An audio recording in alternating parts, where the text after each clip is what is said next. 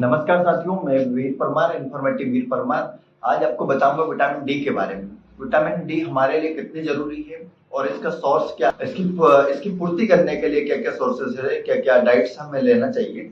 तो vitamin D, सबसे पहले हम समझें कि विटामिन डी हमारे लिए क्यों जरूरी है।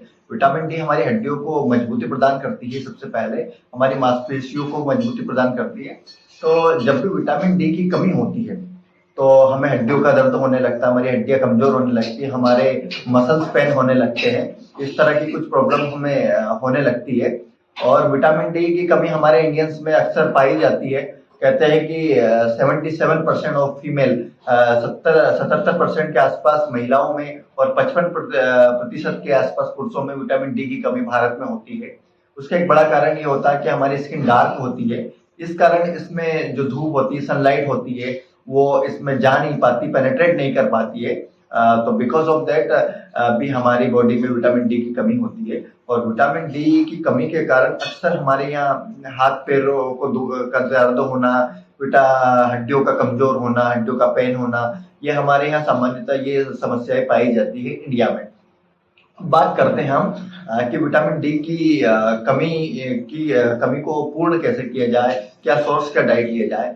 तो जो नॉन वेजिटेरियन होते हैं, थोड़ा सा उनमें विटामिन डी की कमी कम पाई जाती है, क्योंकि जैसे मछली में या कुछ स्पेशल टाइप के मांस होते हैं, उनमें होती है। स्पेशली जो लीवर होता है, कलेजी होता है, उसमें विटामिन डी बहुत ज्यादा होता है। और अंडों में विटामिन डी होता है। लेकिन क्योंकि मैं नॉन वेज को प्रमोट नहीं करता, इसलिए अगर हम वेज की बात करें, शाकाहारी लोगों की बात करें, तो शाकाहारी में जो डेयरी प्रोडक्ट्स होते हैं, दूध हो गया या पनीर हो गया, इस तरह के जो दूध से बने हुए प्रोडक्ट होते हैं, डेयरी प्रोडक्ट्स होते हैं, उनमें विटामिन डी होता है। एक मशरूम एक अच्छा सोर्स है।